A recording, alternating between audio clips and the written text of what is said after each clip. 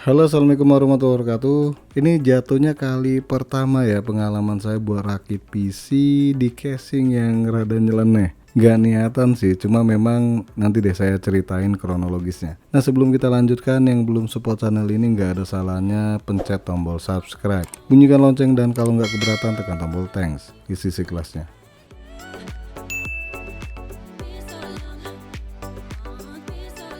Jadi ceritanya nih, casing saya order dari Jakarta dan dari tempat yang bisa dibilang udah percaya barangnya bakal di packing dengan aman. Tapi ternyata buat kali ini jatuhnya kena apes. Entah mereka yang salah atau ekspedisinya yang salah, atau jangan-jangan casingnya yang wajib disalahkan. Kata mereka sih diklaim aja nih, ntar biar bisa diganti unit baru. Lah kalau deket mah hayu, tapi ini kan jauh banget ya. Sumsel ke Jakarta bolak-balik itu bisa seminggu. Tapi ya udahlah, saya juga lupa buat video unboxingnya. Jadi saya coba aja rakit terlebih dahulu nih, kira-kira masih bisa atau enggak.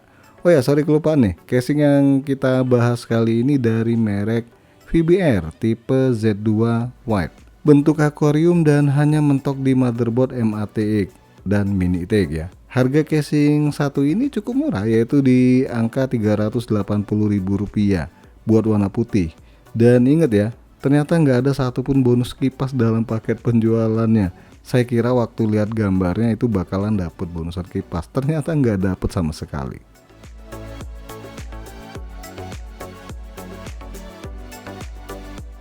Kalau dilihat kualitas dusnya, wajar ya kalau seandainya packingnya ngawur, ini bisa bikin remuk bagian dalam casingnya. Dusnya ini terbilang nggak keras alias lembek ya, makanya mesti packing ekstra nih kalau bisa di bagian luar dan dalam. Dan selain itu juga dikasih tulisan gede-gede nih di paketnya, jangan dibanting, ini bukan Lesti Bilar. Nggak ada hubungannya sih. Dan anehnya ini kondisi dusnya nggak ada yang kayak kena benturan gitu ya. Jadi waktu saya keluarin ya ngerasa aman aja nih casing. Oke, lanjut saya videoin seperti biasanya bagian depannya, dan di sini nggak nampak ada satu hal yang aneh ya. Terus saya buka penutup bagian kacanya dengan melepas 4 baut pengunci. Di sini juga fokus saya nggak ke bagian dalam. Jadi masih ngeliatin ketebalan kaca yang dibilang standar ya untuk casing kelas murah. Dan hal yang wajar karena targetnya murah, jadi penutupnya pakai model baut yang ada di samping ya. Harusnya yang bagus itu di bagian belakang atau pakai klip. Nah, pas mau lihat di bagian dalam, biasanya saya ngelihat jarak motherboard ke bagian atas casing, baru deh kelihatan jelas ada yang penyok nih di bagian dalam casingnya. Aduh, ini luka dalam nih jatuhnya.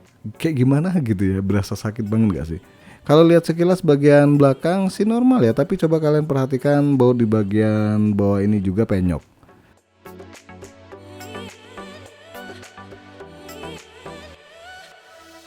Oke, lanjut lagi nih di bagian penutup sampingnya. Bisa dilihat nggak? Ada yang bergeser dari tempatnya.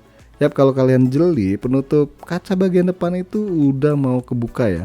So, ini casing benturannya lumayan kenceng sih. Tapi kok dusnya nggak kelihatan ya, kayak ada benturan. Sekarang kita copot dulu bracket harddisknya ini. Modelnya ya mirip sama merek Venom Eric ya. Dan setelah dilepas, nah ini dia nih, pengait bracketnya ada yang bergeser dari tempatnya. Cuma satu doang sih, makanya tadi pas dicopot ini langsung lepas dari dudukannya. Nah, kalau dari sini kelihatan banget ya penyok di bagian dalamnya. Lanjut di bagian atas casing, ada dua sisi yang kelihatannya nggak rata ya. Apa ini memang model casingnya atau memang efek dari benturan? Tapi kayaknya sih efek benturan ya. Cuma masih cukup aman dilihat dibanding bagian dalam tadi. Oh ya, casing VBR Z2 ini salah satu kelebihan yang menonjol itu cuma ada USB Type-C. Ya itu doang sih ya kelebihan dari casing VBR Z2. Lanjut kita lihat bagian bawah casingnya, dan ini aman ya, kondisinya masih oke. Lantas gimana pas ngerakit perangkat PC di dalam casing ini? Oke, lanjut aja kita rakit perangkatnya.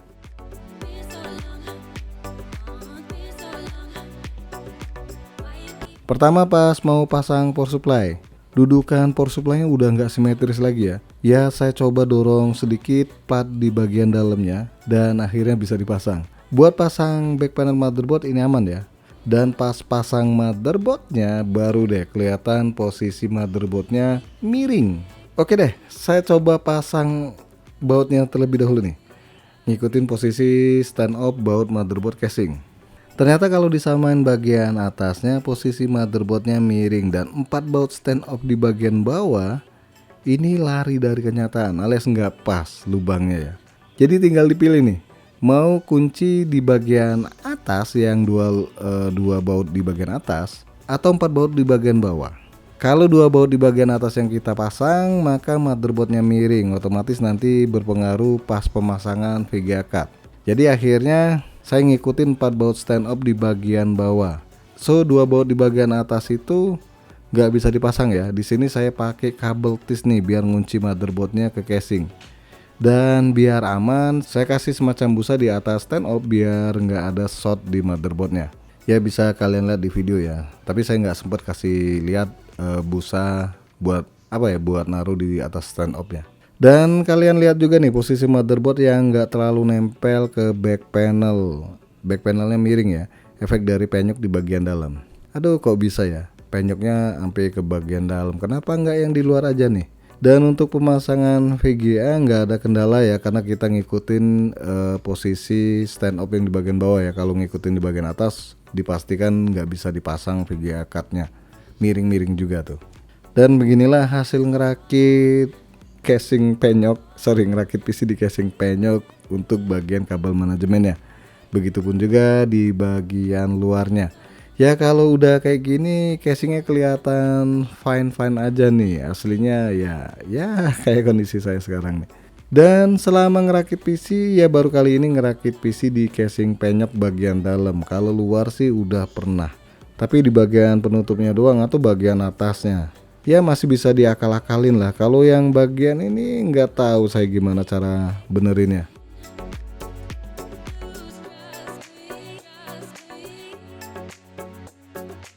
Nah kalau kita ngomongin casing VBR ini secara tampilannya standar ya, nggak ada yang spesial ya, seperti kebanyakan casing akuarium pada umumnya. Dan lebih cocok buat motherboard MATX yang kecil ya, yang bukan lebar tuh, biar nggak nutup kipas di bagian sampingnya. Untuk bahan casing ini juga tergolong tipis ya, begitu juga bahan kacanya, tapi wajar juga sih, karena harganya tergolong murah. Kelebihannya ya cuma di port USB-C-nya aja nih. Selebihnya ya masih banyak pilihan yang lebih oke ya. Apalagi kalau udah nambah duit buat beli kipas RGB atau ARGB. Oke guys, sampai di sini aja dulu bahasan casing penyok. Sekalian nge-review casing VBR Z2 White ini. Jangan lupa support terus channel ini dengan cara subscribe, bunyikan lonceng, dan kalau nggak keberatan tekan tombol thanks. Isi kelasnya.